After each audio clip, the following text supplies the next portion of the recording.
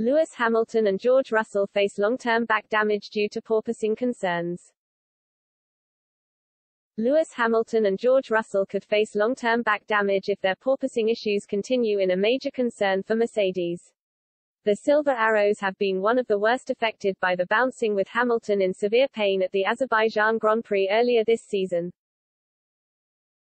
Gemma Fisher, a human performance consultant osteopath working in F1, claims drivers could suffer disc damage if oscillations continue.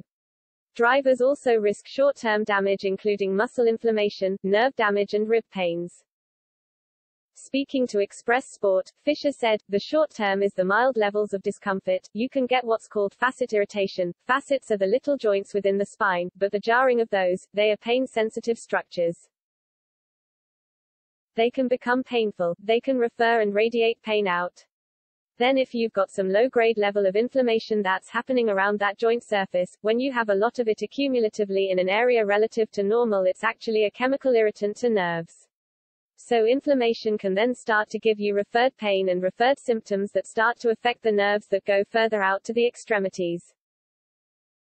One of the other aspects from the up and down loading of the oscillations can lead to things like 𝗟𝗲𝘄𝗶𝘀 headaches, which means headaches that derive from the neck and spine.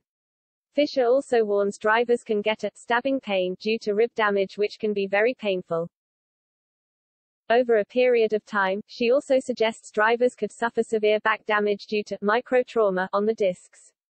She explained, "The longer-term implications of what we are conscious of as medical professional with this porpoising is the impact it is having on the discs. The discs are the shock-absorbing structures within the spine. They are meant to shock absorb. That is what they are designed to do. But the problem this is potentially causing is exacerbated by the fact the spine is in a flexed position. We are meant to be upright and running and walking around. We are not designed to be sat in computer chairs, never mind a Formula One car. Being flexed in that position for a long period of time, that in itself loads the area, over time that in itself stretches the posterior fibers, the ligaments down the spine and the fibers at the back of the disc. The concern is not just the intensity but the frequency of the oscillations. The up and down forces actually are then putting increased pressure at the back portion of the discs, which then start to put pressure on where the nerves exit the spine and again cause that inflammation.